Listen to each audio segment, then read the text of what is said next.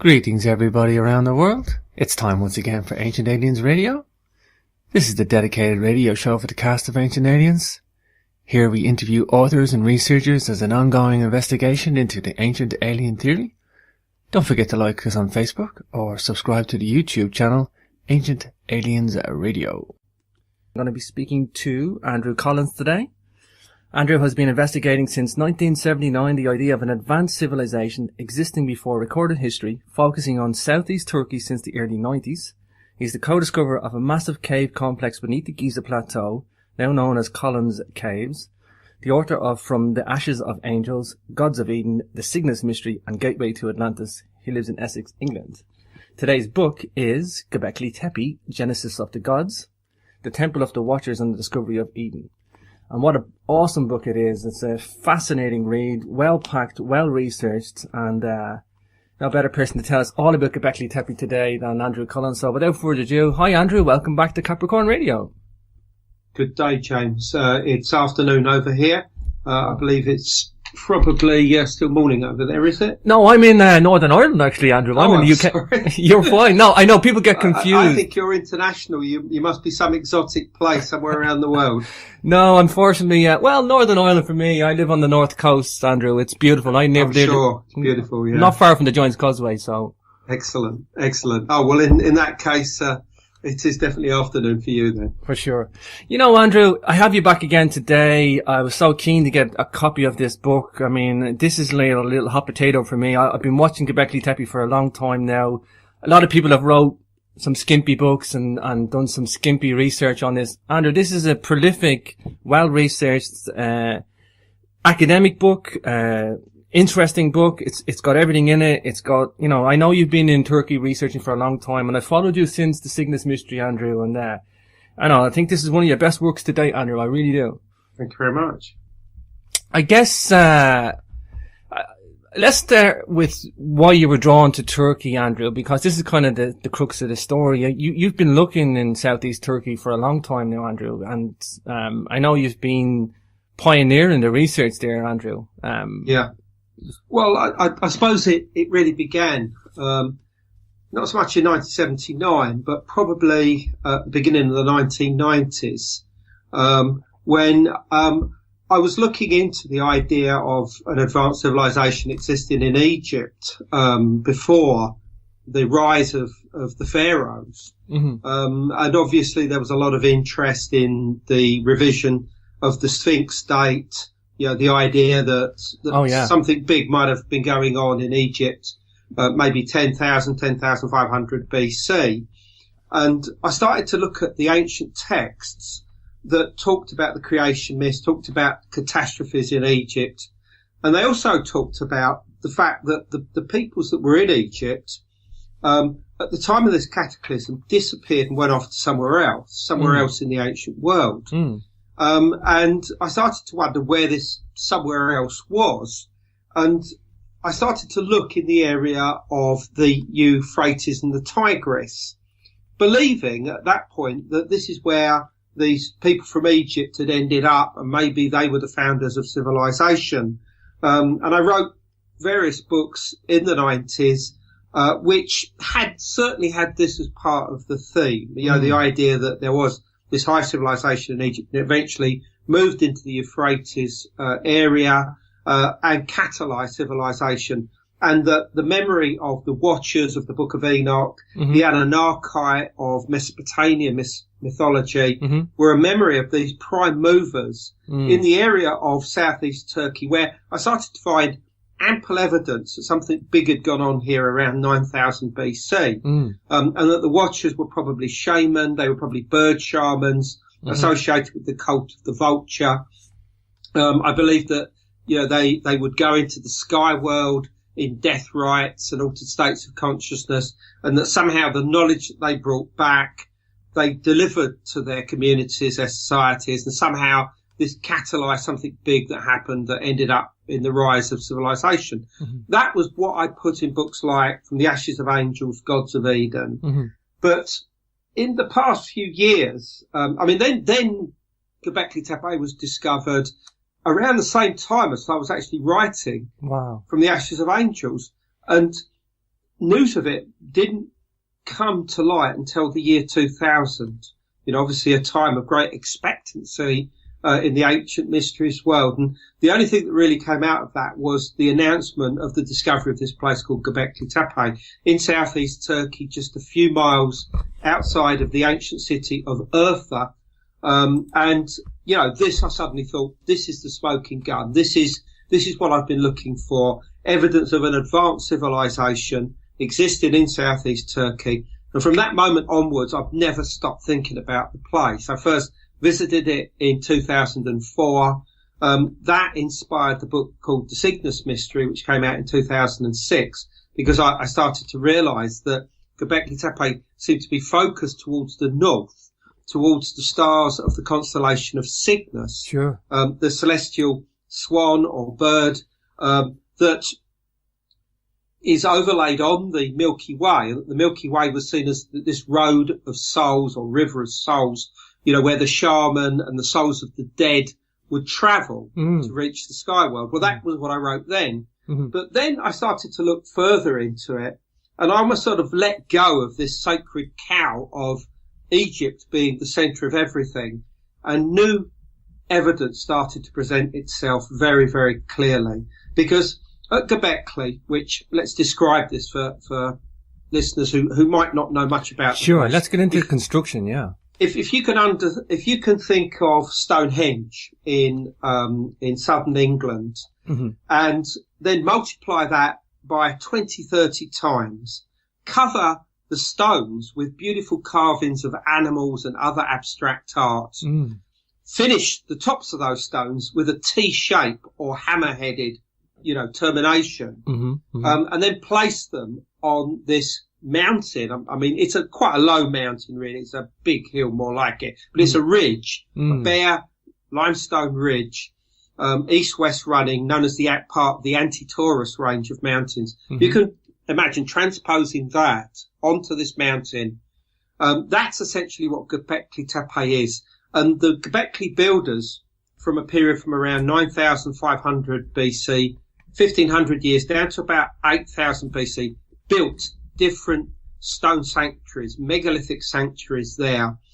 And when they had finished the use of any particular one, they would seem to have covered it up and either built one next to it, or eventually they started building them on top of the other ones. They created like plateaus on top of the other ones, covered with earth, and built on that and built on that, and gradually created this belly-like mound, which we know today as Gobekli Tepe. Okay. And this is what the German archaeologist Klaus Schmidt discovered in 1995. And his team have been working there ever since. And they've only uncovered probably about 1/10 of the site so far. Wow. And this includes 4 massive sanctuaries, which are not actually circular in size. They're actually oval in shape. Yeah. Then there's another series of much smaller structures, some of which are no bigger than bathrooms, basically. Mm-hmm. And these smaller ones are from the later phase of construction here. And this is what was going on here. And, of course, the mystery is who constructed it, when was it constructed, and why was it constructed? And I started to look at the who. And initially my thoughts were maybe it is people out of Egypt, on the Nile Valley. We certainly know that there was a big cataclysm that took place around 10,900 BC. It's now accepted by science that this event almost certainly took place, probably caused by the fragmentation of a comet that may have passed around the sun on its so-called perihelion, its closest path to the sun, and then fragmented on the way out and absolutely peppered the earth with hundreds and thousands of small fragments that caused wildfires and absolute destruction across the planet at this time.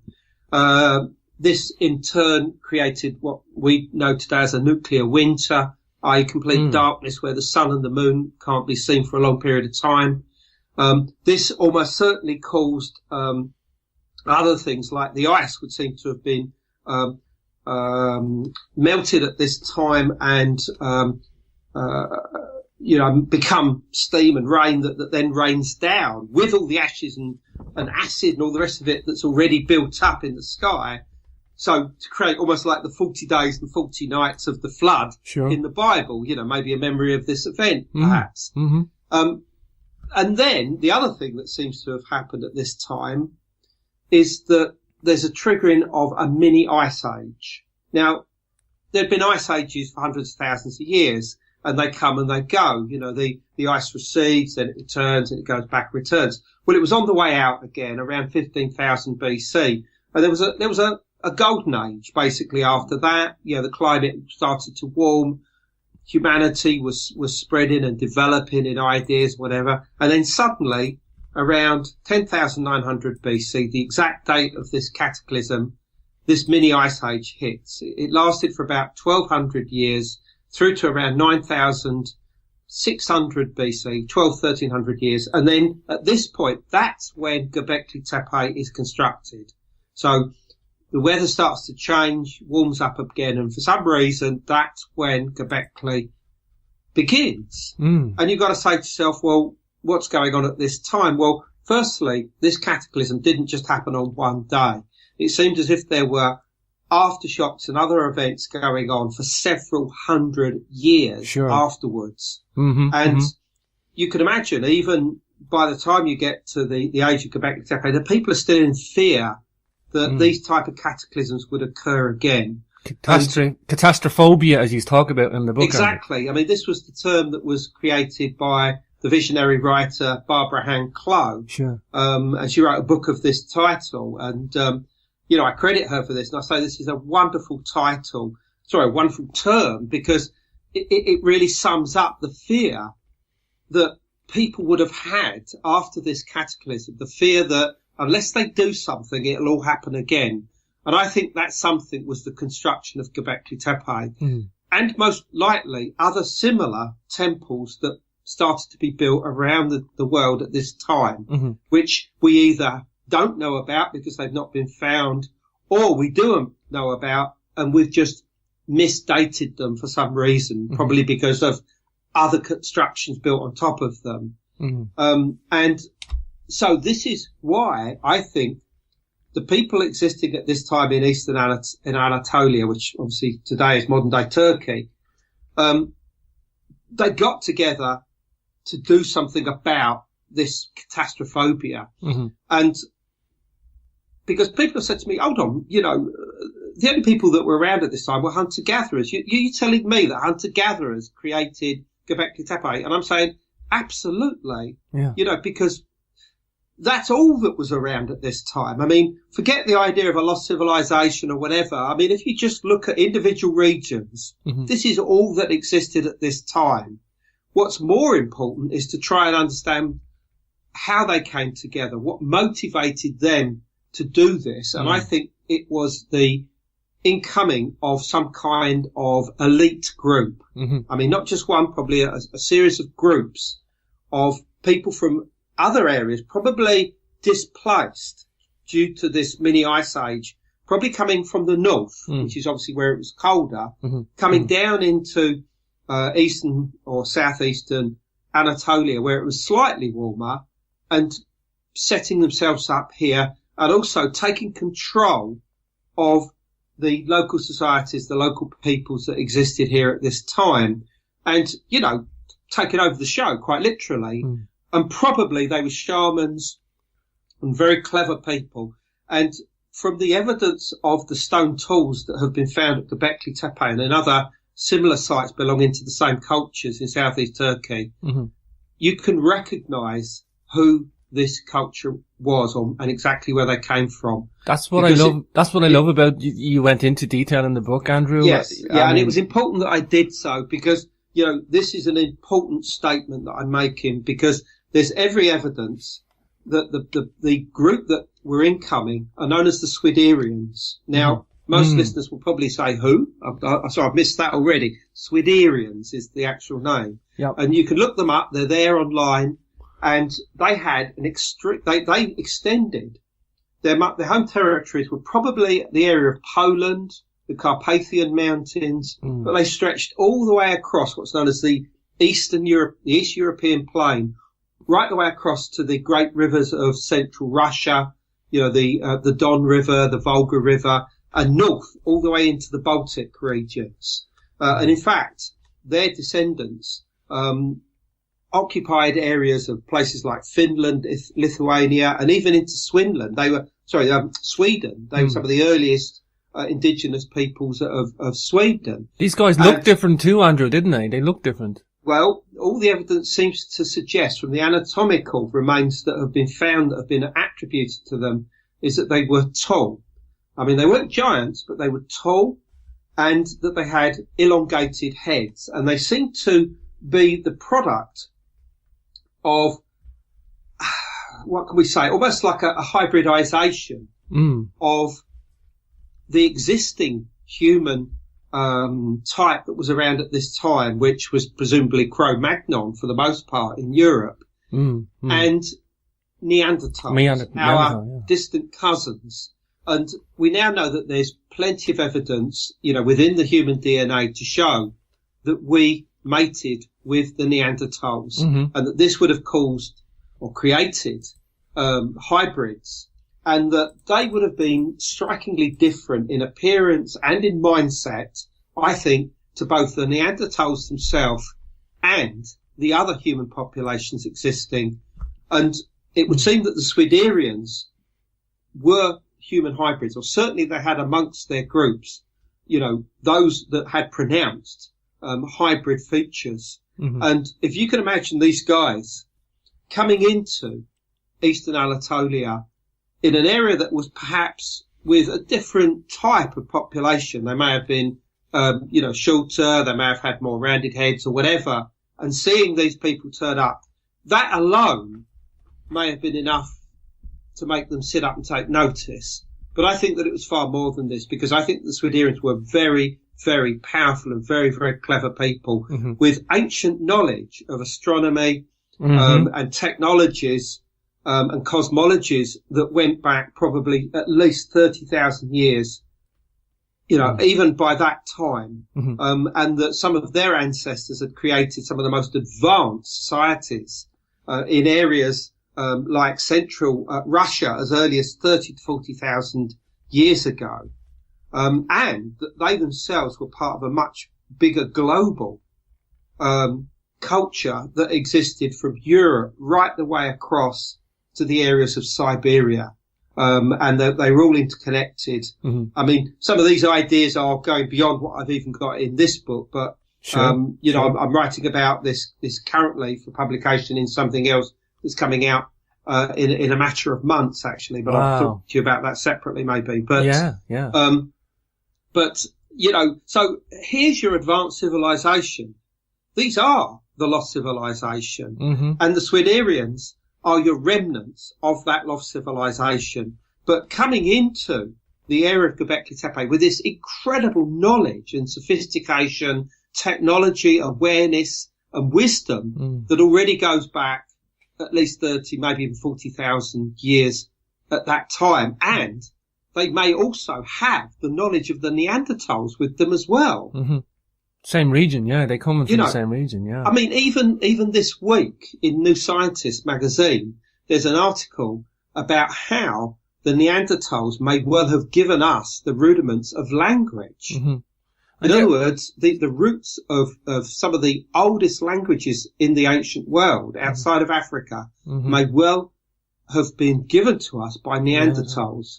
So if they gave us language, they were obviously telling us something. So maybe they were telling us about what they believe. Knowledge. They were telling us knowledge through language, yeah. Exactly. And of course, I think they're talking about the Neanderthals as being musical in nature too.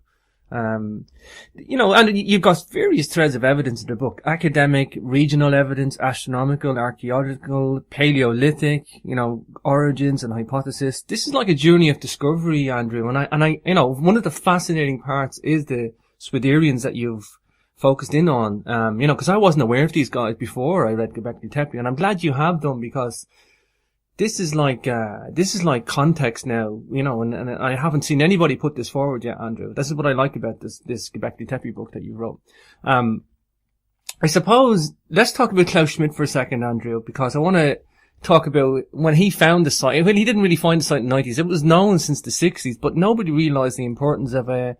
And I think Klaus had been at Navali Kori. And right, I just want you to mention Navali Kori and how that relates to Gobekli Tepe and the other Kayoni, I think it is as well.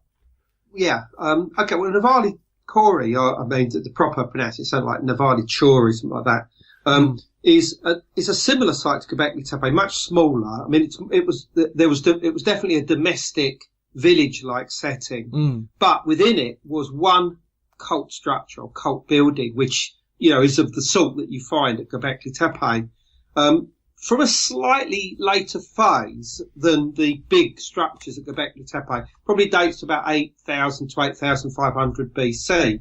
But here, and it was also on a square plan, whereas obviously the big structures at Gobekli Tepe are round basically. But, it's the same thing. You had here within the walls 12 initially pillars, teeth-shaped pillars, facing towards the centre. And in the middle of that, originally, were two huge, great monoliths. You find these same big monoliths at Gobekli Tepe. They're like gateways or portals into the other world, which I believe is exactly what they were meant to represent. Stargates, quite literally. And they, you have these, and they're anthropomorphic. They have features on them that show that they're meant to represent the human form. There is like the bent arm down each side of the wider faces of these stones, and they curl around the front, just like the Easter Island statues, the big Moai statues, curl around the front with these long, thin fingers. There's evidence of belts, evidence that they're wearing chains or some kind of emblems around their necks. There's evidence that they're wearing some kind of vertically hanging garment or stole. And this is what was discovered at Navali Chori back in the 1980s. And once again, this was something that I was not aware of at that time. It was material that you would only have known about in very obscure academic journals. And yet I first came to know about this in 1996. Again, just after I'd written and From the Ashes of Angels had come out. And when I first saw one of those monoliths in Navali Chori, I mean, I was just absolutely spellbound because, I mean, not only did it look like the monolith out of 2001: A Space Odyssey, which it does, I mean, which is absurd. I mean, it's almost identical in proportions. But it was quite clear that here was an extremely advanced society, more advanced than anything we had ever known existed before in the ancient world.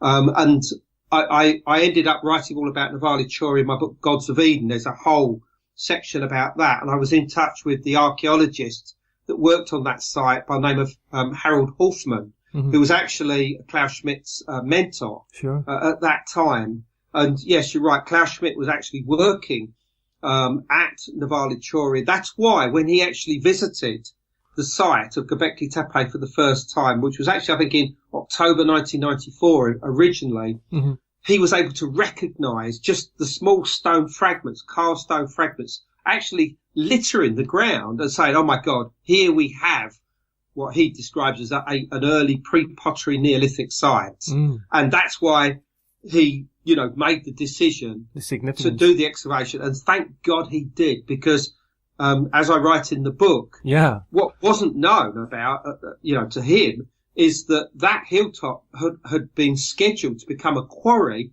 to provide stone for a new highway, which was being put between Urfa and the city of Marden, which was just below there. Thank God at that time, he made the decision to excavate it. Otherwise, we would not have Gobekli Tepe today.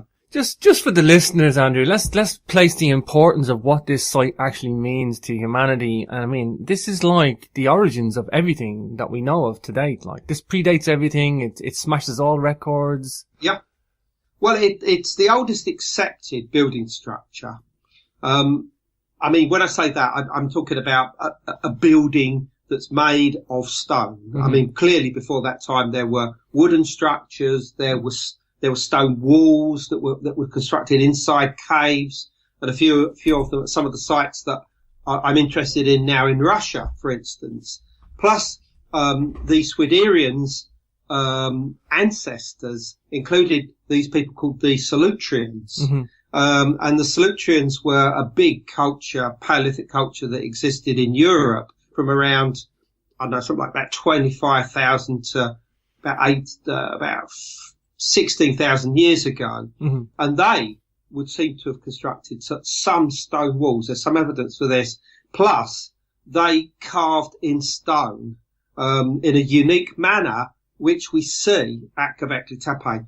But Gobekli Tepe, as structures are concerned, are unique. Mm. These are the oldest ones in the world. Mm-hmm. And, you know, people might say, yeah, well, what about, Giza, or what about Tiwanaku or Gunung Padang in Indonesia? Yeah. Well, yes, these sites could be as old, but there is no confirmation of this. It's speculation. At Gobekli Tepe, there is no doubt. The radiocarbon evidence tells us that they date back 11,500 to 12,000 years. The typological dating, i.e. the context of the different stone tools that are found there, tell us that it dates to this period. You know, there's absolutely no doubt about the dating involved. And somebody like Klaus Schmidt, who's a very forward-thinking man, has not only linked the Swiderians with the style of the placement of the places like Gobekli Tepe and other similar sites, you have settlement sites. You know, tentatively, I mean, you almost don't understand why he's saying it, but somehow he makes the comparison, particularly with hunting techniques, but I wish we don't need to go into here. But yeah, it's complex, but you know, he also, and more importantly to us and the ancient mystery subject, suggests that the Gobekli builders were the role models for the Annunaki of Mesopotamian tradition. Mm-hmm. Now, this is exactly what I said in From the Ashes of Angels in 1996. I said that the prime movers, the shamans, the elite behind the Neolithic Revolution, you know, became the Watchers and the Anunnaki. Mm-hmm. And he's basically saying the same now. He's an academic, a proper academic. I'm not an academic, by the way. Mm-hmm. My background is journalism. Mm. So, you know, I mean, I'm glad that people like this are as forward thinking. He's also said that the watchmen of the period were the Gobekli builders. Now, this is a weird term as well, watchman. This is one of the alternative names given to the Watchers in the Book of Enoch. Is he also suggesting, therefore, that the Watchers were the Gobekli builders? I'm not sure. I think if you asked him directly, he'd say it was probably nonsense, but he's made that statement. He's also linked the concept of the Garden of Eden with Gobekli Tepe. Yes. Again, it's something if you ask him now, he denies. Wow. Because it's something which I think he said too much at the time and has now withdrawn. Mm-hmm. But the connection's been made. You know, people now accept that the Garden of Eden and what came of this in biblical tradition, the idea of Adam and Eve, the creation of humanity, you know, and then being thrown out of paradise and being made to till the land, like the very first farmers, who actually began around Gobekli Tepe around 9,500 BC in the Neolithic Revolution, which was almost certainly, it came as a result of the building of Gobekli Tepe. Mm-hmm. These myths are all interlinked. Sorry, Andrew, let's concentrate now for a minute, because this is important. For mainstream archaeology has always said that because of agriculture, then religious influence came after that as a byproduct. But it's most likely the other way around now, and Gobekli Tepe overthrows that. I think that all forward-thinking archaeologists and prehistorians are in agreement now. I mean, let's just say how this came about. There was a prehistorian by the name of V. Gordon Child, very famous prehistorian, wrote various books about the evolution of European history. from about the 1930s onwards. And, he's credited with this term, the Neolithic Revolution. I mean, he was a Marxist. I mean, a lot of his ideas of communism, all the rest of it, did influence his ideas relating to the creation of civilization. And what he said was that there was a revolution that where we suddenly started to create agriculture and the domestication of animals. And this allowed people to settle down and have more time to think about life, the universe and everything. And so they started to build temples. The temples needed an infrastructure around them. This then became the roots of the first city-states, then rose Mesopotamian and Egypt and Babylon, etc., etc., all this sort of thing, Indus Valley civilizations. This was his concept. But we now know that that's not right. What came first was the temples. The temples were built first. They needed an infrastructure of people, hundreds, if not thousands of people involved. And somebody turned around and said, how are we going to feed all these people? We're going to quickly exhaust all the local herds of animals and things like that we use to feed everybody normally. And somehow they struck on the idea of developing agriculture, something which wasn't invented at this time. I mean, there's evidence that there'd been experiments in agriculture going all the way back to places like Egypt, as far as early as about 13,500 BC, and in central Russia, the very area where I'm saying where the Swiderians probably came down, as early as 30,000 years ago. And now it was introduced wholesale.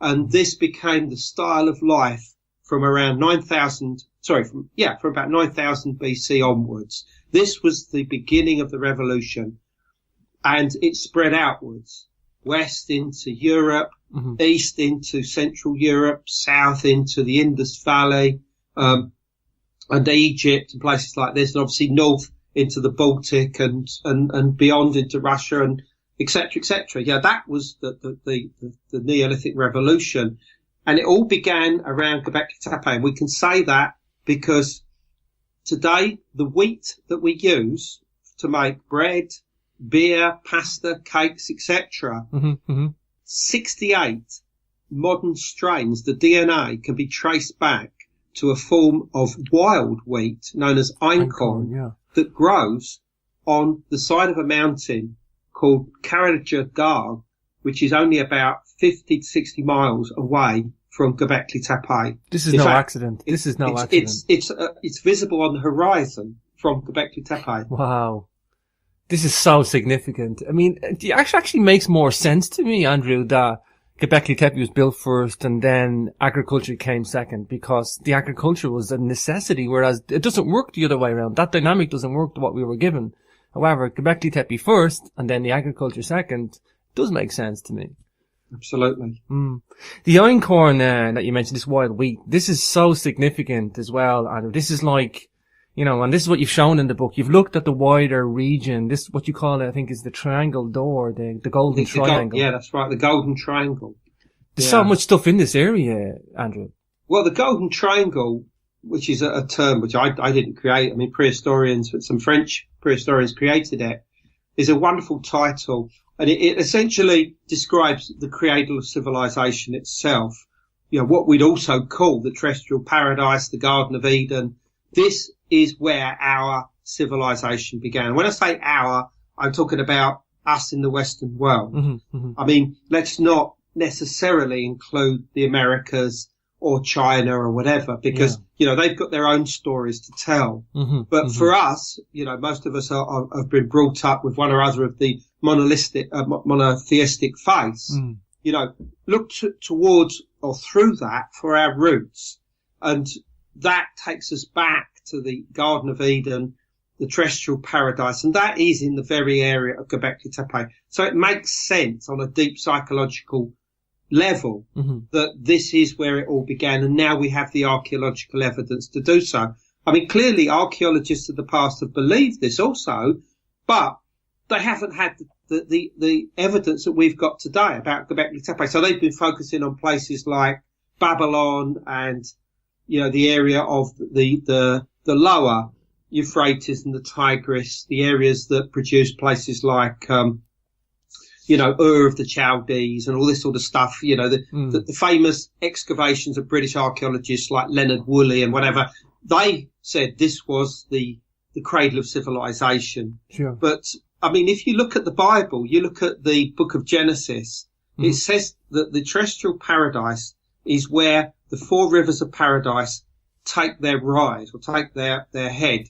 And if you trace back that point to the source of this, you find yourself in eastern Anatolia, eastern Turkey, the Tigris, Euphrates, the Arxes River, and also the Great Azabs River. These are the four rivers of paradise, or certainly the best possible candidates for them. And you find yourself just to the west of this huge inland sea called Lake Van, and there, if you go there, and I was there a couple of years ago in theory, I'm back there later on this year. There's this huge great plain known as the Plain of Mush. And it was one of the most fertile places in the whole of Anatolia and in the past. And I mean, still is today, although obviously it's a lot more drier, I'm afraid. But, it's enclosed with mountains. I mean, immediately you get you cannot help but think of the accounts in the Book of Enoch that talk about the terrestrial paradise being surrounded by mountains in every direction, and that this is where, the Garden of Righteousness was, where Adam and Eve were. You can't help but think about this. Sure. But what I've also shown in the book, and this is almost like the quest of the second half of the book, which, by the way, originally was to be entitled Finding Eden, although the publishers decided in their wisdom to change the title, and that they wanted Gobekli Tepe in the title, which I actually think was a very smart move now, actually. Yeah. Because Finding Eden could have been about anything, ultimately, But anyway, the second half of the book is more hands-on, and it's me going out looking to find the absolute place of the Garden of Eden and tracking down a monastery that is on the a mountain ridge overlooking the Plain of Mush, where the monks not only believed that they were in some quiet corner of the Garden of Eden, but they believed this so strongly that they revered a piece of wood that they believed was from the terrestrial tree of life.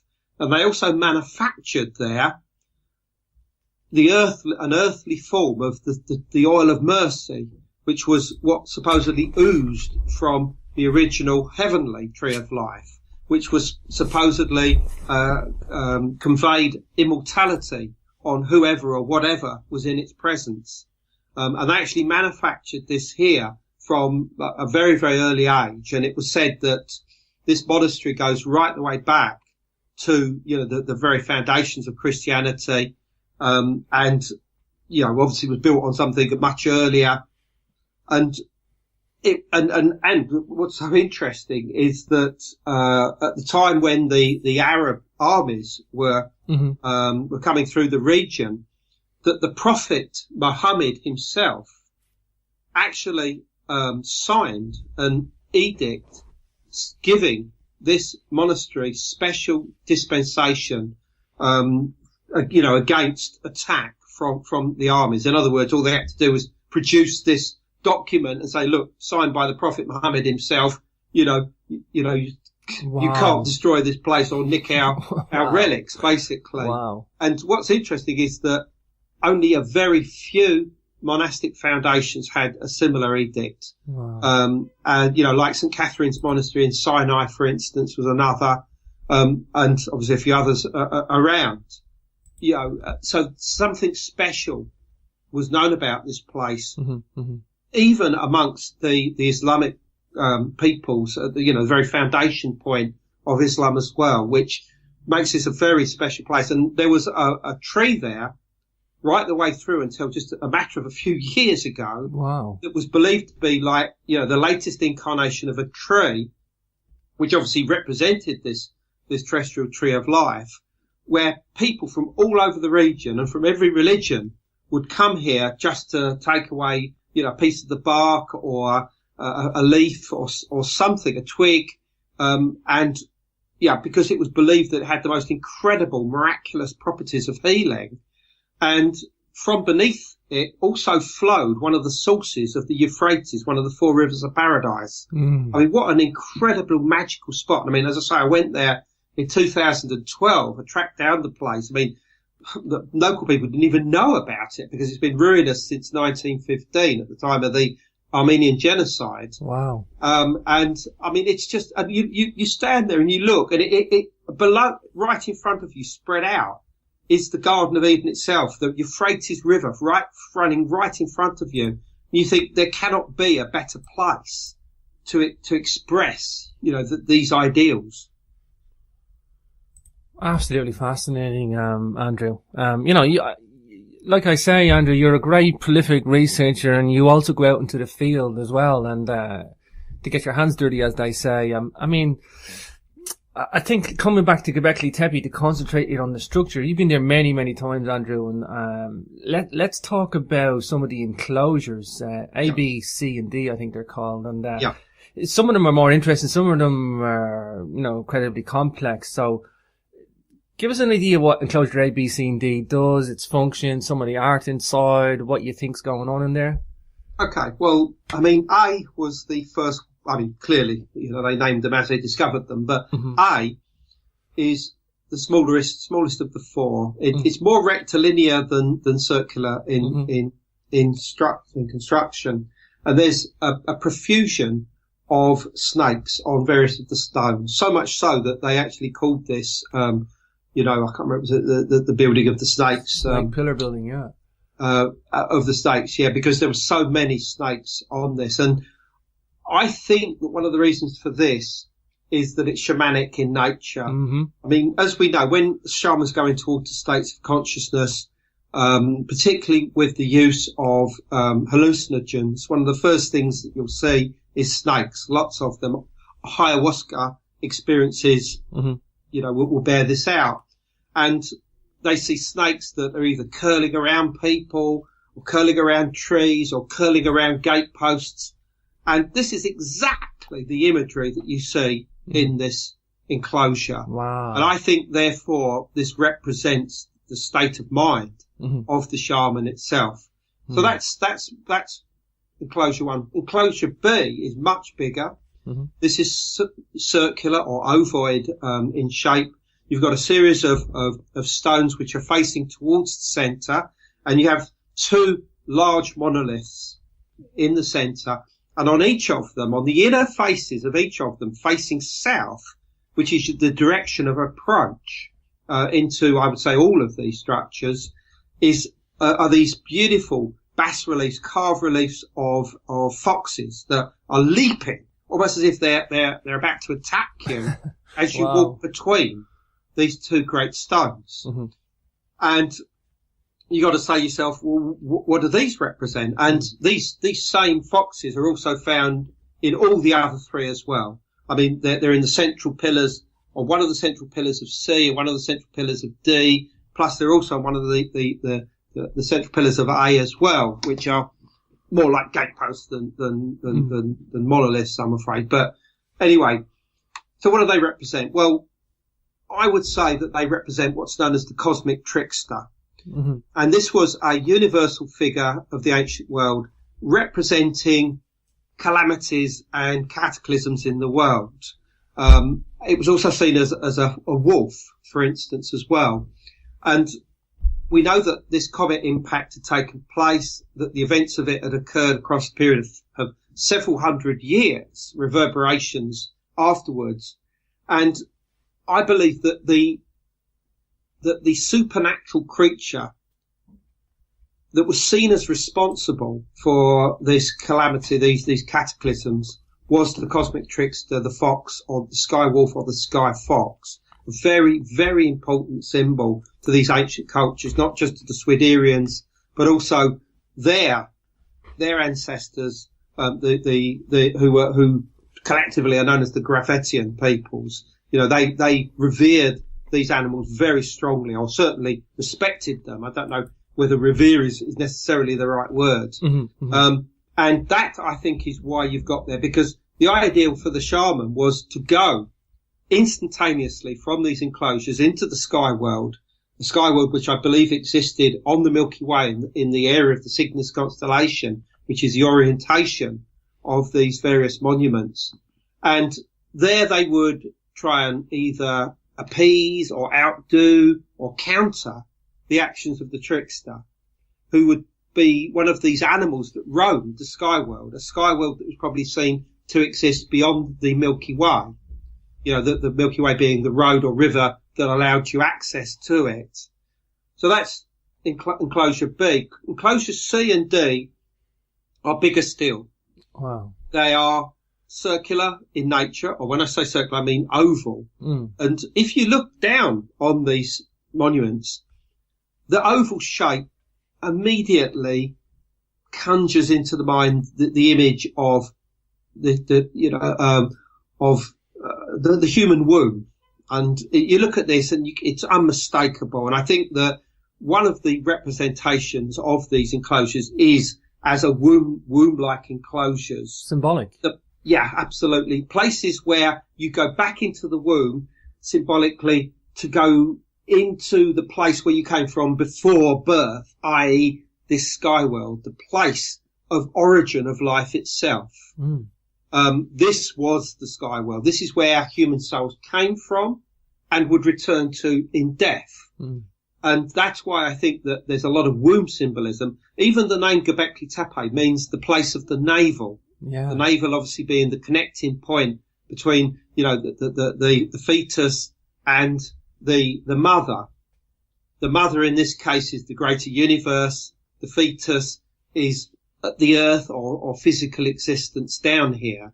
The idea amongst many shamanic cultures is that there's a link between the earth and the sky through something known as the sky pole, or the cosmic axis, or the axis mundi, the axis of the earth. Mm.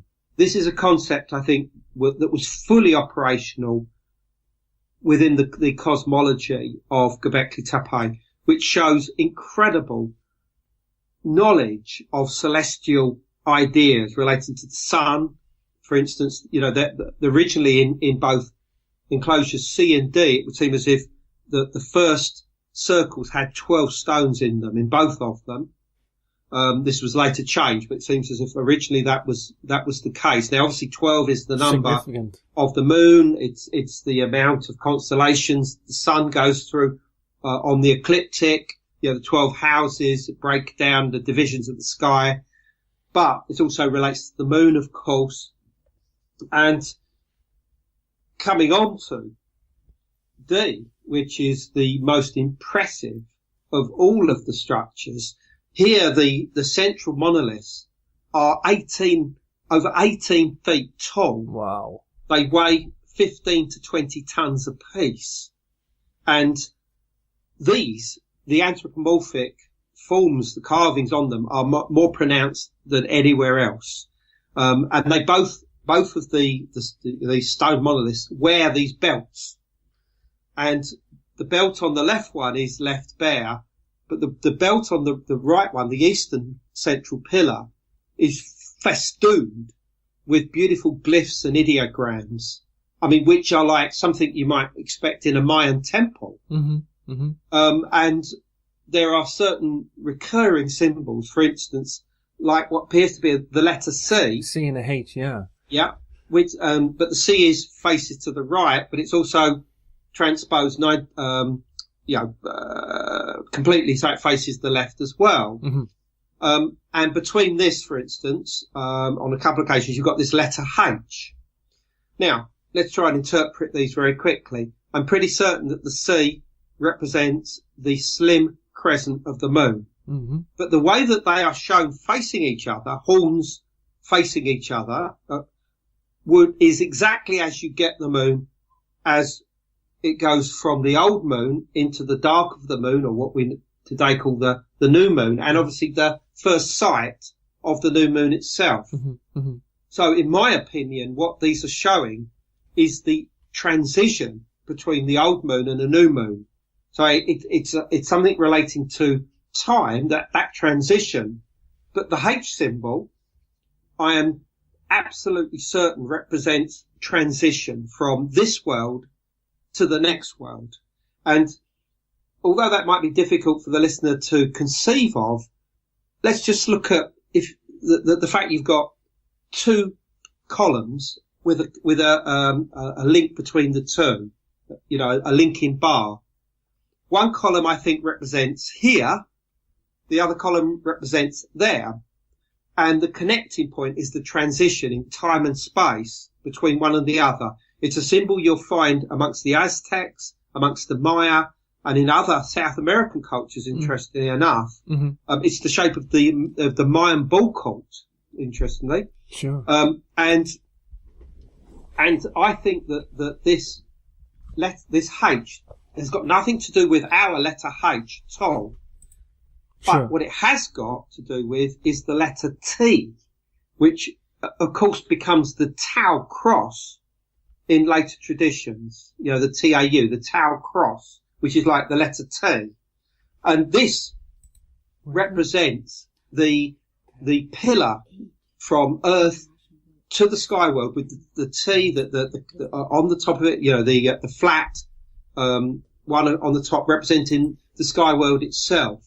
Mm-hmm. And even this is used in Freemasonry. We have the triple Tau, which is like a H with an extra T on the top of that. Mm-hmm. And it's exactly the same thing. In other words, the letter H that you see at Gobekli Tepe is in fact two T's joined together. That's what I'm pretty certain that is. Wow. And it represents the transition from this world to the next, the act, of course, of the shaman. And I believe that the CHC symbol suggests that they saw the dark of the moon as very, very powerful time, mm-hmm. which brings us on to the impact of Gobekli Tepe, because this is on the top of the mountain. If you go down into the valley below, you find yourself in the Haran plain. Now, Haran was a very, very ancient city that goes back 10,000 years. Sure. It was the home, by the time of the Romans, of a people known as the Sabians, also known as the Chaldeans. Yeah. They were versed in astronomy, astrology, soothsaying, and all sorts of other things, right? Mm-hmm, mm-hmm. And they unquestionably influenced a lot of the Arabic astronomy and ideas, and they venerated the north as the place of the primal calls within ceremonies.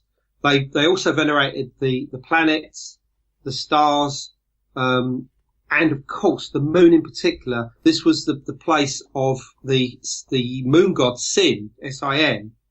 And there was a big temple to the moon god and the moon goddess, I should point out, the consort of the moon god.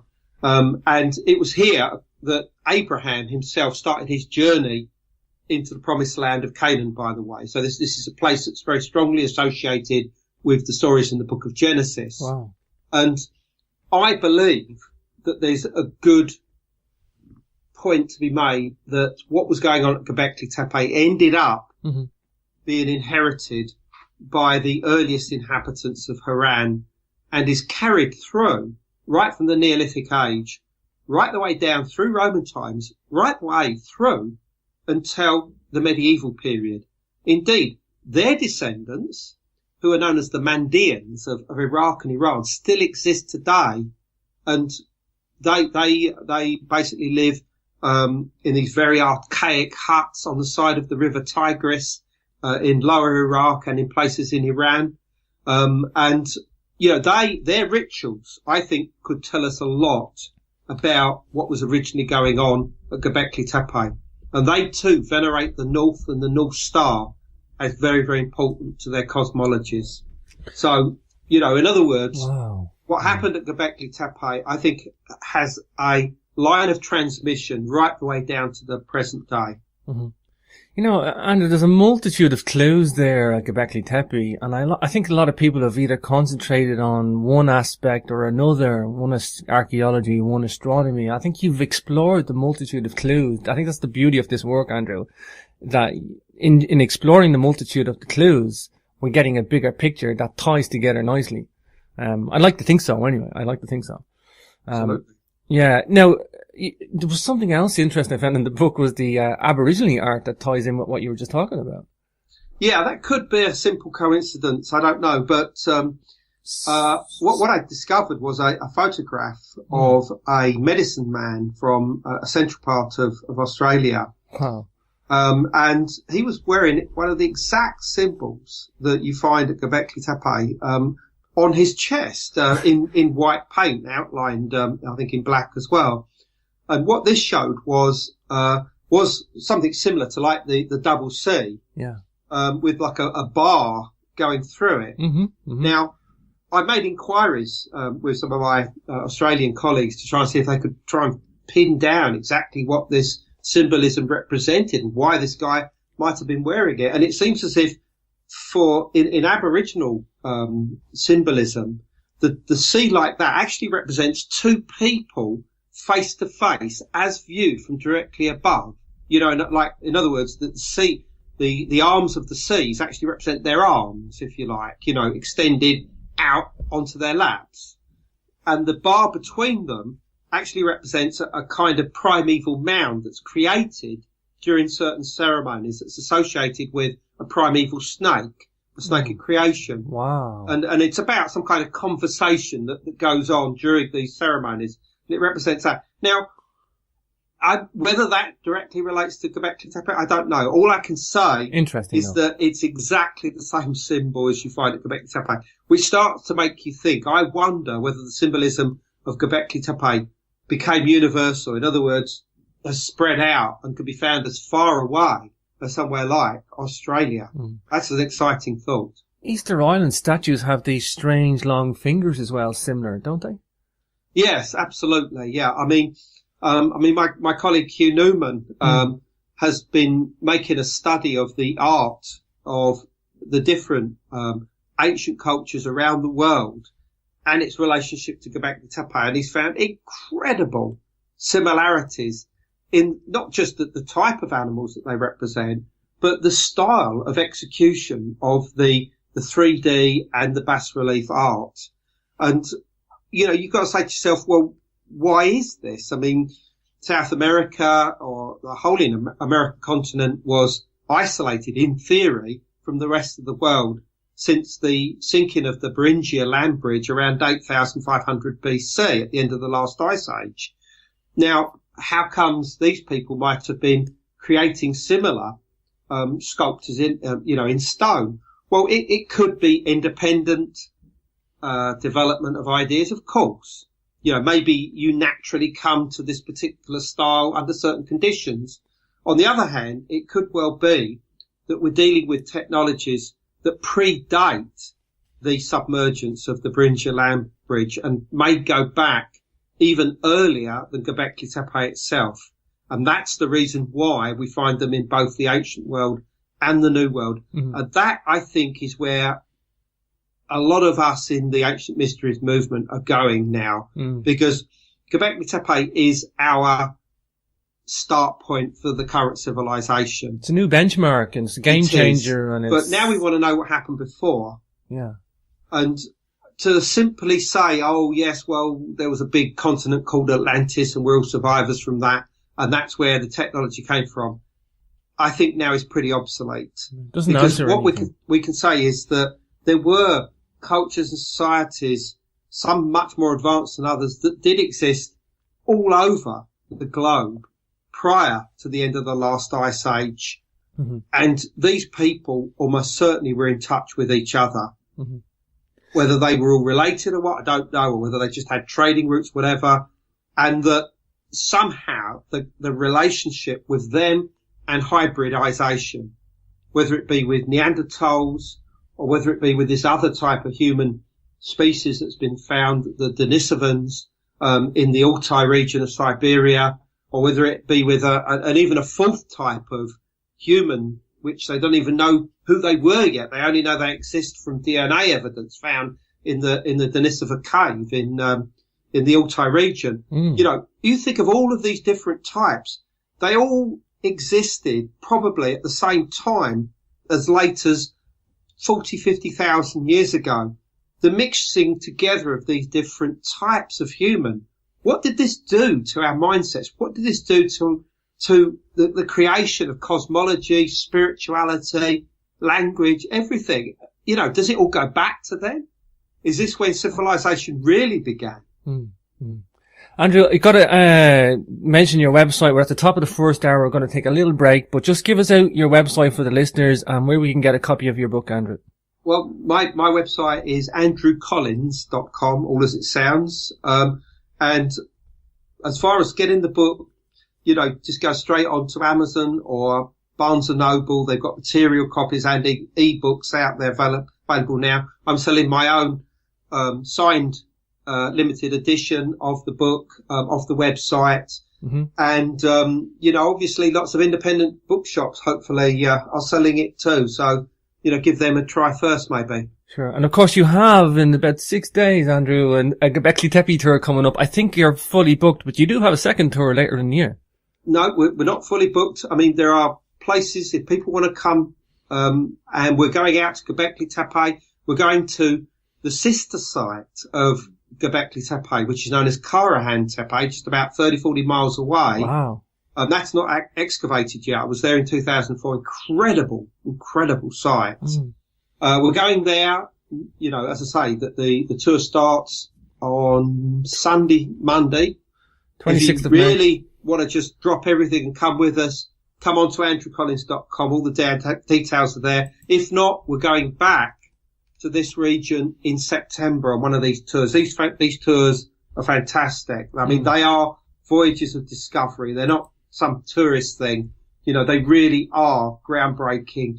And, you know, we discover things. I mean, you know, it makes it incredible. And, you know, going to somewhere like Karahan where even the archaeologists are not excavating yet means that we could make extraordinary discoveries as good as anything that has already been found at Gobekli Tepe. And I know this because some of the stuff that I found and photographed at Karahan Tepe in 2004 are not in a survey report from 2011 of what's been discovered there. And almost certainly they've been stolen. Wow. And this includes a small T-shaped stone, which I found and discovered on the site, and also parts of quite literally a stone window, what they call a porthole stone. Very well worn. I found in a valley close by. No mention of that at all. Wow. I'd like to think that it's just simply been overlooked, but there is a possibility that it has been stolen, I'm afraid. And that's terrible. And that shows how important visits, even by people like ourselves who are non-academics, are to places like this, because we can record stuff for future posterity. Brings attention and awareness. Disappear in the future. Sure. Taking a quick break there, Andrew. We'll be back in just a moment. Welcome back. You're listening to James Swagger on Capricorn Radio. We're talking to Andrew Collins, and his book is Gobekli Tepe. What a fascinating, interesting place this place is in the world. It's an incredibly exciting part of the world for research. And as we were just talking about Andrew's upcoming tour on the 26th of May, you can still get a place on the tour. Of course, you have a second chance this year in September. Welcome back, Andrew. Hi. Yes. I mean, it's these. I say the tour's incredible, and as I say, I'm looking forward to being back out at Gobekli Tepe in just a matter of about a week and a half's time. Wow. I mean, I've met Klaus Schmidt on a few occasions. You know, he's a very busy man, so if he can give you his time, he will. If he won't, he'll tell you, he can't see you. What? But he is a forward-thinking man, and that's very, very important. Yeah. What way does the archaeology team work out there, Andrew? Do they work 6 months and then go back to where they're from, or do they work all year round? There's two campaigns, as they call it. One is in the early part of the year, from generally around April, May period. And the second one is around September, October. They tend to leave out the hottest part of the year, the high summer. Mm-hmm. And obviously the winters can get really bitterly cold with a lot of snow out there. So, they don't work over the winter period. But Klaus Schmidt himself lives for the most part in Llanllwrfa. That's the proper name for the city of Urfa. Mm-hmm. He has a wife there, and he lives there, but obviously goes back to Germany, his home country, on certain parts of the year. Mm-hmm. That is his home now. I mean, and he'll be there, I suppose, for the rest of his life. Mm. I think he's committed to that. Mm-hmm. But what's also interesting is that he's made it clear that not all of the structures will ever be excavated, that they'll be left for future generations of archaeologists who might have better techniques. Mm. And I think that this is probably something which is very debatable. And controversial. Yeah. We need to know what's under there. We don't want to just leave it. No. The more they can excavate, the better understanding we'll have of what's going on there. In the 1/10 that's been uncovered, it's like broken all records of what we know about our own humanity. Just Exactly. in 1/10. Yeah. And we need to know what's underneath the other 90%. Mm. Do you think perhaps then in terms of how they've excavated the first 1/10 there was any problems in what they did? No, I don't think so. I mean, it's all been meticulously done, to be honest. And, obviously some of the stones had to be re-erected, because they'd fragmented due to the pressure of the earth and rubble and debris on top of them. Sure. And this was meticulously done by, engineering, companies from Germany, for instance, came in. And obviously they are very much aware of preservation as well. Sure. Because the problem being is that the walls of the enclosures, which are like dry stone walls with very thin layers of mortar between them. So that's the other important point. You haven't just got the standing stones in circles like they are, let's say, Stonehenge, where they're free, and air can pass around them. Here you've got dry stone walling actually making the outer circle itself, and the stones are within that dry stone walling, and you have benches made out as like a step within the dry stone walling. So obviously people would have been able to go in and sit down and face towards the centre.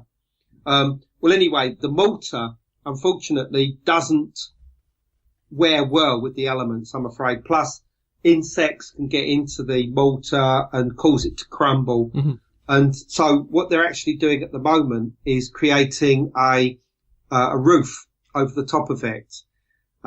They've already erected a temporary roof, which is now in place, which is made of wood. And this will be used as the platform on which to build a much stronger, girder-based, structure, which will go over the top of that. And exactly what that will look like, there are a few mock-ups online which you can see. Sure. It would be similar in theory to what they've done at the Neolithic city of Çatalhöyük in southern central Turkey. Now, personally, I'm not too happy about the whole idea because... Same as Malta, Andrew, Nidra Temple, they put a big artificial structure over to protect it. It looks ugly. It's a monster. Yeah, I know.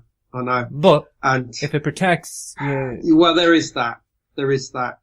But, I'm afraid from the point of view of the tourist, it detracts to a small degree. But, quite clearly, those who've already been there have been lucky. As far as their photography and their filming and whatever, what they have is invaluable because obviously once it is enclosed, it will make things a lot different. But as I said, Gobekli Tepe isn't the only site here. You've got Karahan Tepe, about 30, 40 miles down the road, possibly even less. I can't remember the exact mileage at the moment. And this is like Gobekli Tepe, but it's not excavated yet. The only thing that has been done is 2 surveys, one which was done around 2004, 2000, and then another done about 2011, by an archaeologist and his team working for Harran University.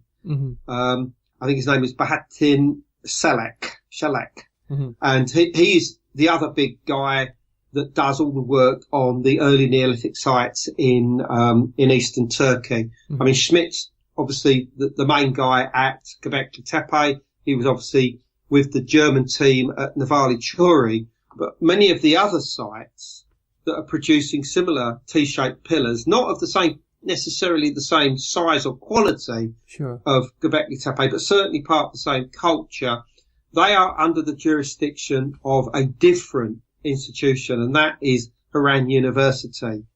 And the main leader of this work is Bahattin Selek. Mm-hmm. If I've mispronounced his name, then I apologise. But Sure. I mean, he's done a lot of good work. I mean, for instance, if you just put Karahan Tepe into the search engine, his article, which was published in 2011, is the first thing that comes up. So you can read all about that site there. And it seems to be another fascinating site, which at the moment, the evidence that's coming out suggests it's not as big as Gobekli Tepe, but it's similar in style, constructed on this ridge, which is more like a hill ridge this time. And parts of it have been covered with earth, just as they were at Gobekli. But the ambience of this place is far stronger, I would say, than Gobekli because it's more remote. Wow. And as I say, I went there in 2004. I mean, I didn't even know of the place's existence when I actually went to the area. I went for a lecture at Diyarbakir, which is the administrative centre of eastern Turkey. Mm-hmm. And I said, as part of the deal of going out there, I said, look, can I see some of these sites? And they said, we'll give you a driver and we'll give you an interpreter. Do what you like. Wow. And, so I just went to Gobekli for the first time. I went to Haran for the first time, to Cheonu, which is another site from the same culture. Mm-hmm. And I got to hear when I was actually at Haran, I picked up a little book that some kids sold me and I looked at it and there was this bloke called Karahan Tepe. And I just thought, oh my God. I mean, I looked at one of the stones that I thought it's exactly the same as what was found at Gobekli Tepe. I have to go there. Wow. And, just a matter of about 2 or 3 days later, I was at that site, very difficult to find because nobody seemed to know exactly where it was. But we got there and, it was amazing. It was just truly strange. I mean, a real weird ambience to the place. Mm-hmm, mm-hmm. And, as I say, it's now opened up. They're now allowing tourists to go there. Beautiful. With sort of specialist parties like our own. Mm-hmm. And this I seriously look forward to because, I mean, they're here in addition to what appears to be pairs of stones, which just the heads are showing up through the soil. You've also got stone avenues, stone rows, and wow. These will give us a much better idea of how widespread the orientation of these sites are. Mm-hmm. I mean, I, for instance, showed quite clearly that a lot of these sites seem to be orientated towards the north. Mm-hmm. And the stars Cygnus. Of the northern sky, Cygnus, and obviously the pole star and the circumpolar stars and Milky Way. Mm-hmm. Let's see if this follows through with new sites that are discovered, because this is the only way that we can confirm these ideas. Do you think there's anything still buried in the ground, Andrew? Well, Karahan, absolutely. Oh my God. I mean, for instance, in a quarry just on the western edge of there, I didn't know about this, but I've seen a photograph of it. There's a huge, great pillar, as big as any of the ones at Gobekli Tepe, which clearly was being fashioned out of the bedrock and for whatever reason left behind. Now, that's bigger than the ones that you can see the tops of poking out of the soil at Karahan Tepe. Wow. So it's very likely that beneath the soil somewhere is monuments and structures as large and as old as those of Gobekli Tepe. At the moment, the date of the ones that, the stones they found, the fragments, whatever, all seem to point to the slightly later period, probably around 8 to 8,500 BC. But that will easily be revised to 9,000 to 9,500 BC, the more that's discovered there, I would think. And I mean, that's what, Bahatin Selek also says as well. Let's talk a little bit on the astronomy, because you touched on Dana then. This ties in with the cult of the vulture, Andrew, in your opinion. Yeah. Well, I mean, Cygnus is a major constellation, and I think a very underrated one of the northern night sky. Sure. It's at the exact point where the Milky Way splits in two to form what's known as the Great Rift, or the Cygnus Rift. And if you can imagine this as almost like a tuning fork, you know, that's the appearance of it. You know, you have the Milky Way flowing across the sky, and then suddenly it breaks into two separate, but yeah, it's forks at that point. And this is where the stars of Cygnus are placed. And in many cultures around the world, from Central, South America, North America, India, in Egypt, from what I've discovered, it would seem as if this area of the sky was seen as an entrance and exit to the sky world. And what we mean by the sky world is not just some other place that exists, but the place where life comes from, where creation began, the place of the celestial beings, the place of the ancestral spirits of your own family and those of the first founders of everything. And also it's where the power animals, the supernatural creatures that have an effect upon everything from the wind to cataclysms to the sun, the moon, all exist up there somewhere.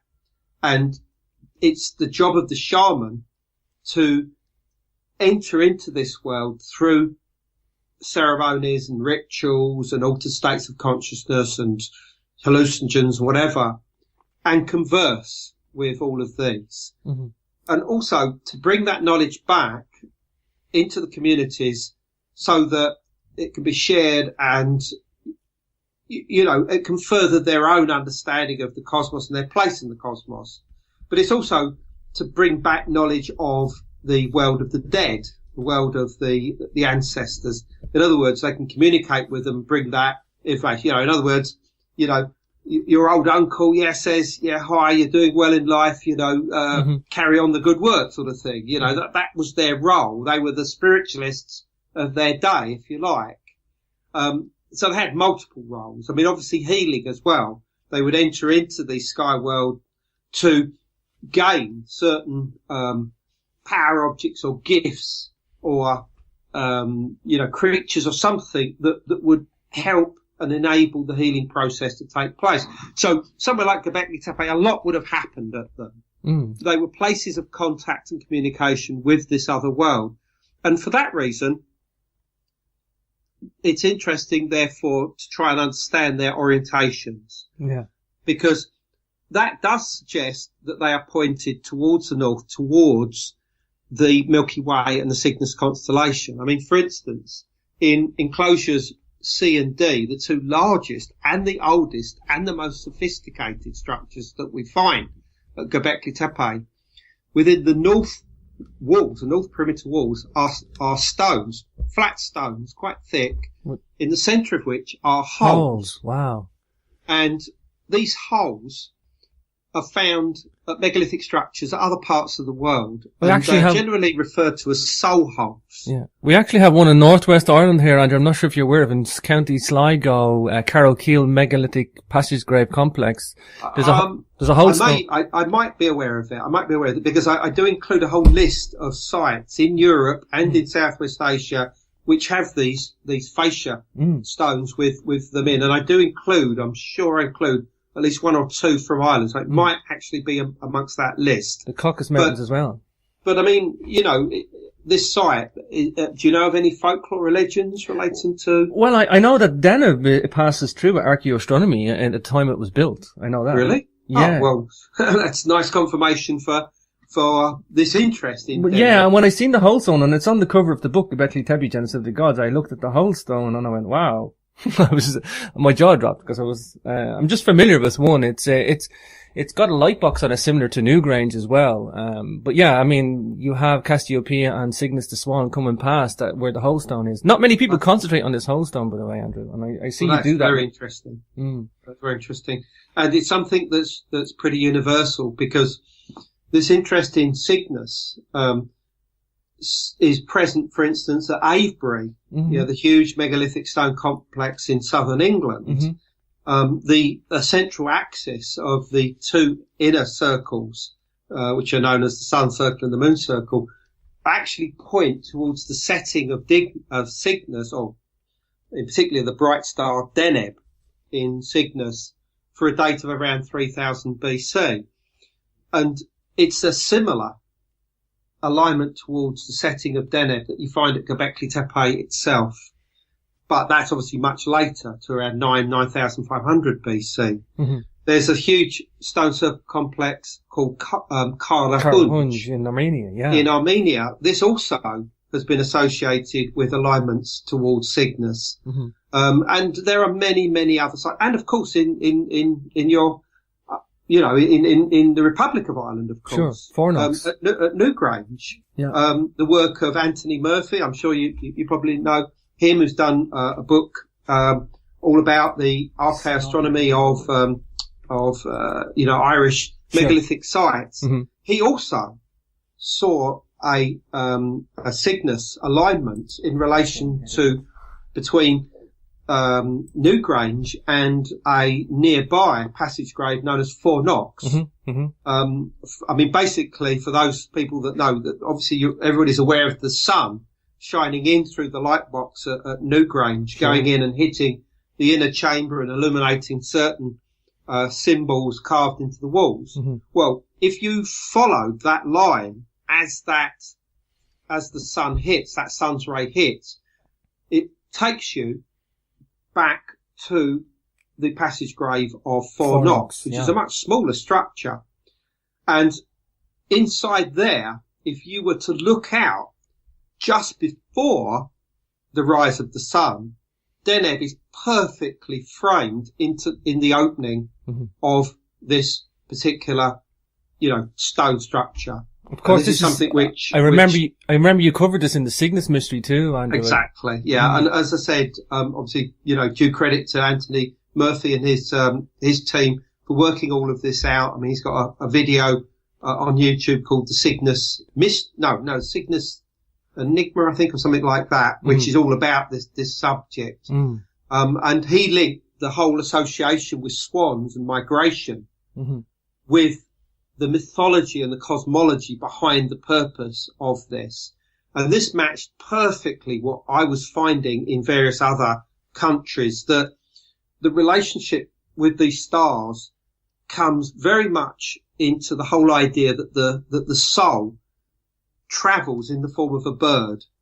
And in many countries, from Hungary to Finland to Lithuania, the whole Baltic region, right the way across to Siberia, one of the main forms that the soul travels is as some form of waterfowl, either a swan, a goose, or a duck. And that these three birds are the main vehicles between this world and the other world, and that their path is the Milky Way, where very often the Milky Way is called something like the path of birds, or the path of geese, or the path of swans. The only other bird that seems to crop up a lot is the crane. And I do think that's another very, very ancient form of the Cygnus constellation. So then we say to yourself, well, what constellation is it that most associates with all these birds? Well, it's Cygnus. Clearly it's Cygnus. That was clearly seen by many, many cultures, not just of the ancient world, but also through into the American continent as the place of the other world, and the bird, the swan, duck, goose was the vehicle of transportation.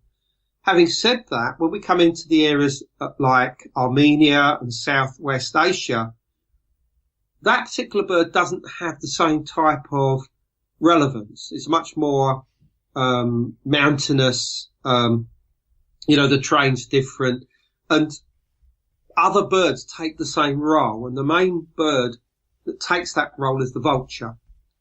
And the reason why the vulture would seem to have become associated with the flight of the soul is through its association with excarnation. Mm-hmm. Excarnation is the process of the defleshing of the human carcass purposefully, and the encouraging of scavenger birds, most obviously the vulture, to come down and pick clean the bones, and then the birds would fly off, leaving behind the remaining bones, and then they would then be collected up and buried in what's known as a disarticulated or secondary burial. And this was something that almost certainly was universal in Paleolithic times. And it was something which was inherited by our Neolithic ancestors, and the connection, therefore, between the departure of the soul became very much connected with the vulture. And in other words, it acted in the capacity of what's known as as a psychopomp. Mm. This is a ancient Greek word meaning soul carrier or soul accompanier. Wow. In other words, either the soul takes the form of this bird, this psychopomp, or the bird flies next to it, accompanies it, takes it under its wing and travels with it from this world to the next. Mm-hmm. But of course, this idea becomes in many ways watered down as time goes on, until today the main symbol of the soul is the dove or pigeon. Mm. But obviously in Christian tradition, the symbol of the spirit or the soul is the dove. Yeah. Sure. But almost certainly originally this was something much stronger, mm-hmm. much rawer, and it would have been the vulture, maybe the eagle, obviously hawks as well. In the American continent, you'd have had probably things like the thunderbird taking that role. Sure. And of course, obviously on a darker level, even the rock. The rock. I mean, obviously it's a mythical bird of Arabic tradition, another symbol of Cygnus, for instance. But also you've got things like the rooks and crows and ravens, mm-hmm. which were also scavenger birds that came in and cleaned up after the vultures in a kind of pecking order, really, which still actually goes on in Tibet today. Wow. I don't know if people realise that sky burials, as excarnation is more popularly known, still take place in some remote regions of the Himalayas. Wow. And if you look online and put excarnation in the search engine, you'll see some very, very gruesome pictures of bodies being defleshed. Yeah. And they are pretty gruesome, but for our ancestors, this was normal. It was natural. And it's a very clean way of disposing of human remains. Yeah. And therefore you can understand how cosmologies build up around natural this process. Particular idea, which go back to Paleolithic times, almost certainly. Sure. Andrew, is there any definite alignments to Orion or Sirius? I know there's a lot wrote online about Sirius as an alignment, but... Well, okay, Gobekli Tepe, you mean? Yeah, at Gobekli Tepe.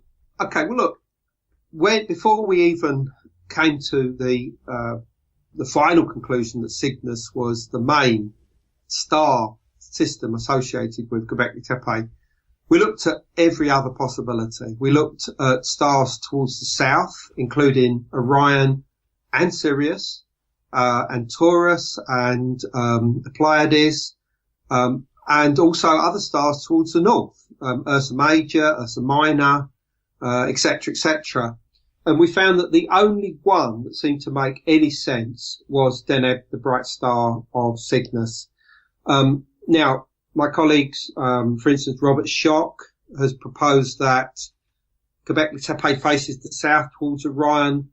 It doesn't work, I'm afraid. When you actually come down to the actual specifics of exact alignments, it doesn't really work. I mean, if you're looking for exact science, it's not there. It's not perfect. Sirius, an Italian archaeoastronomer by the name of Giulio Magli, proposed that the enclosures at Gobekli Tepe are aligned to the rising of Sirius, which had only just started reappearing in the skies after a hiatus of around 5,500 years due to the effects of precession.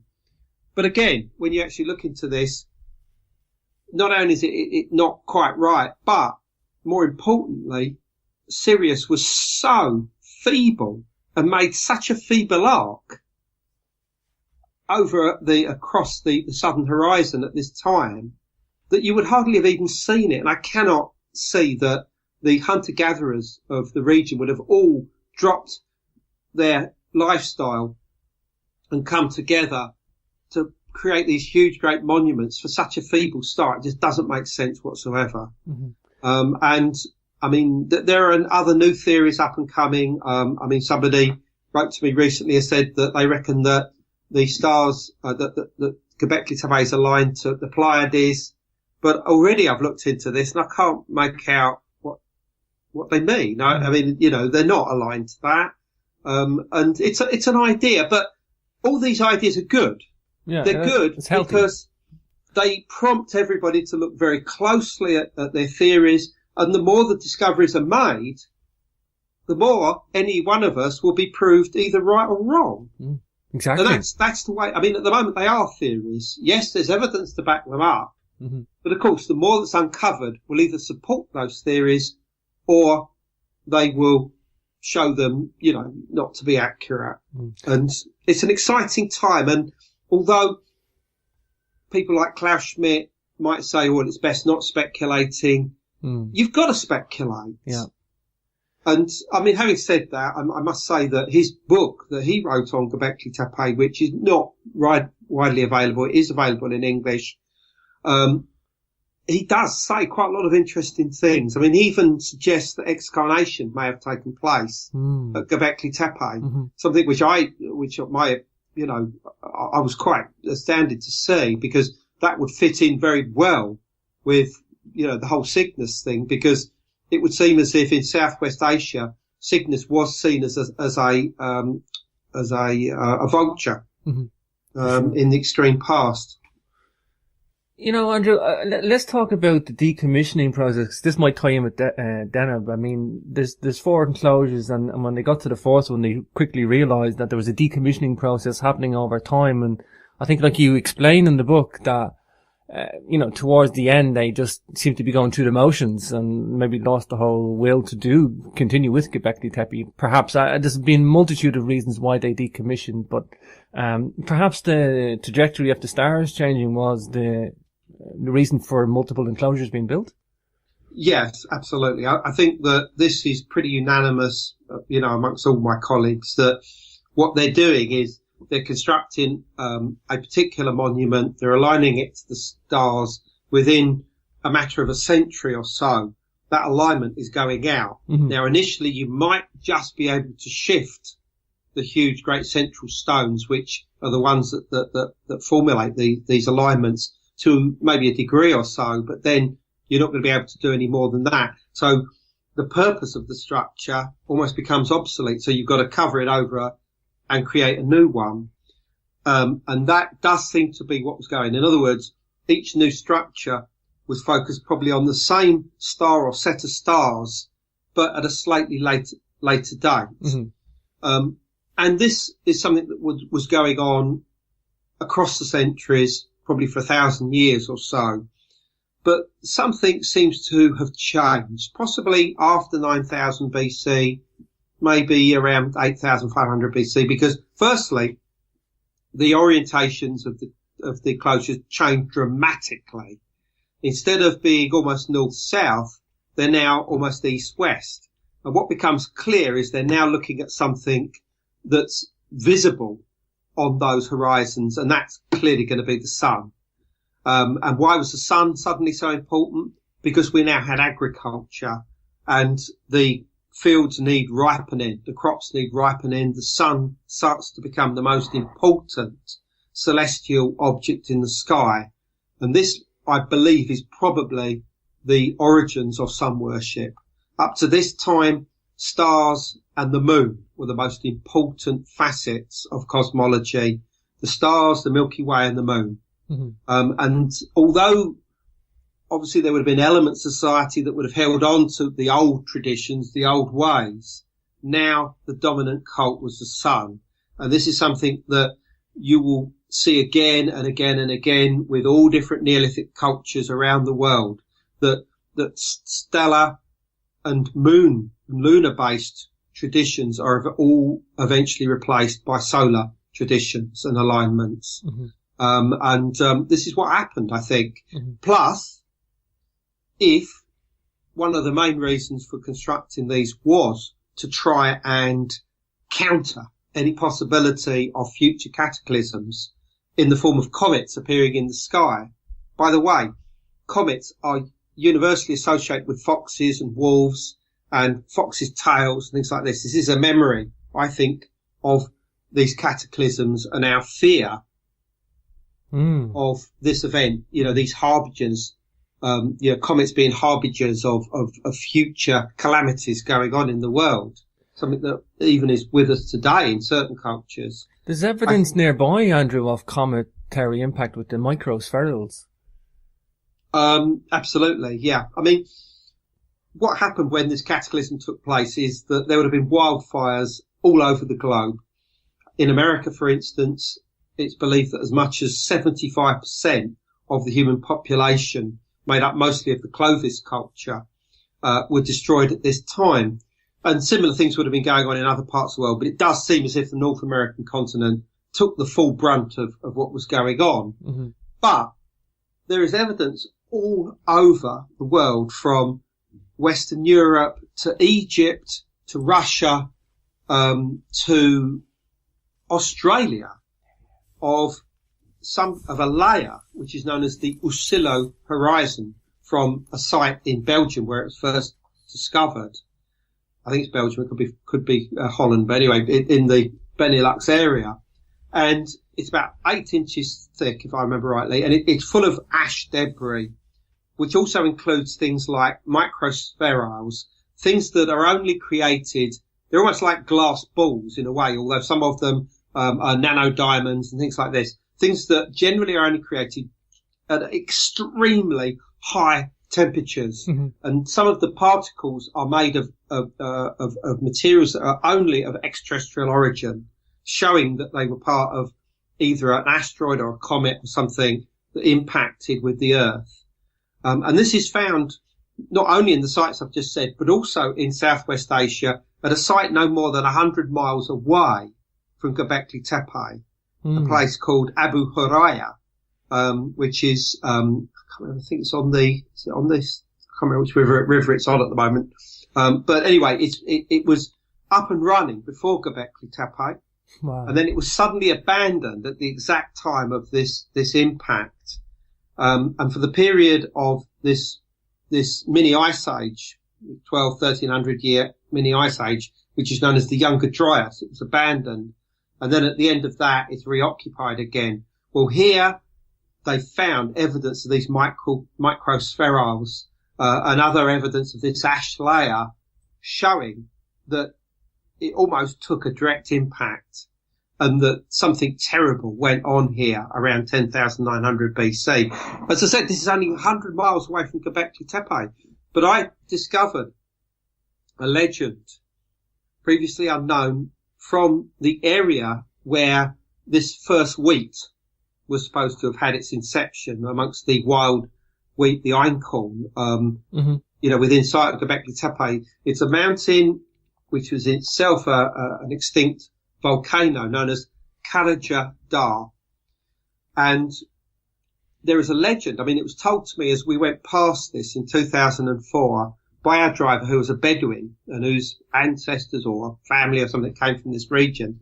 And he said that there was a story about how the first tillers of the land, i.e. the very first agriculturists, had been, tilling the land one day, and they disturbed the lair of this monster, this 7-headed monster that then rose up into the sky and reached the 7th heaven and started raining fire down on the earth, igniting everything and then God, Allah, then destroys the monster, and it fragments into hundreds and thousands of rocks that then rain down onto the local landscape that create the basaltic boulders that you see everywhere in the fields in southeast Turkey.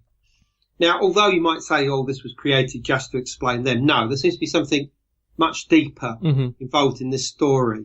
The idea that something in the sky raining down fire on the earth at a time of the first tillers. This takes us right the way back to the time of Gobekli Tepe. And although there might be some confusion here in the order of things, that the tillers came first and then the cataclysm, this is understandable because we're dealing with some legend which could have existed for at least 11,000, 12,000 years. So it's understandable how things can get mixed up. The arrangement, I do believe that this is a memory of that cataclysm. So in other words, we have a legend, a story associated with this cataclysm within sight of Gobekli Tepe itself. This reinforces my theory that Gobekli Tepe was constructed as a response to this cataclysm in order that the shamans could counteract the actions of the sky wolf or the sky fox, this cosmic trickster whose visible form was as comets that appear in the sky. And of course, the most well-known form of this cosmic trickster is as the wolf called Fenris in Norse mythology. He brings about the doom of the gods, the twilight of the gods, Ragnarok. Where even some of the gods themselves die, like Odin and Thor. And they counter all these supernatural creatures, which include at least 4 supernatural canines, that appear. And a US congressman by the name of Ignatius Donnelly wrote a book in 1884. Ragnarok. I have a first edition of it, Andrew. Fire. And he proposed that these supernatural canids, these wolves, these dogs, are a memory of comets that impacted with the Earth during the Ice Age. And I think he was absolutely correct. He was on the money. Fantastic book. Yeah, he was on the money with that. He drew on the Edda's source material. Absolutely. Yeah, I mean, and obviously listeners might say, well, hold on, you're talking about Norse mythology here. That's a long way away from Turkey, but it's not. He had a lot of geological evidence backing up too. What he limited the evidence he had at the time, though. But exactly. I mean, he's did it in the 19th century with, as I say, very limited, geological evidence, paleontological evidence, whatever it is that he was looking at. And I think he got some of the dates a little bit all over the place, but the main concept, a pioneer all the same. Was absolutely. And I remember, we must also remember that this was just 2 years after his more famous book, Atlantis, the Antediluvian World, which suggested that a lost civilization, which we now term Atlantis, was responsible for the spread of technology and civilization on both sides of the Atlantic. And although, again, we might see that as just slightly naive today, he was he understood that there was some kind of global consciousness existing during the Paleolithic times, of which all that we see today is a result. So again, he was really on the money with that as well. Andrew, at the end of the show, it's been such a fascinating discussion. I have about the same amount of questions again that I didn't get to, but what a prolific researcher you are, Andrew. I love your work, and for the listeners, get a copy of Gobekli Tepe, Genesis of the Gods. It's a game changer. It's a really well-researched book, and it's packed full of information, and it's exciting. I'm really excited about your tours as well, Andrew. I'm glad to see somebody, and yourself and you, obviously, going out there and, like you say, still discovering stuff. It's exciting. But andrewcollins.com for your website, Andrew. You can find all you do there, even your events coming up as well. Thank you. Yes, no, I mean, I'm excited by it all, and I'm happy to share my ideas and listen to what other people have got to say as well. So, you know, if you've got any thoughts based on what you've heard here, contact me. For sure. Well, thank you for your time today, Andrew. Cheers. All the best.